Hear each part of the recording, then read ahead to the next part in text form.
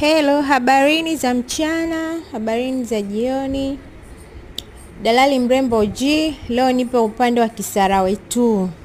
Naletea eneo kubwa kabisa. Eneo lenye ukubwa wa hekari 10 kama mnavyoliona. Eneo hili limepimwa. Eneo hili ni kwa ajili ya industrial area. Linapatikana kwa bei ya shilingi bilioni 5.5. Eneo hili lipo barabarani kabisa. Eneo hili ni lizuri kwa matumizi ya kiwanda. Karibuni sana. For more details naandika namba zangu hapo, utanipigia.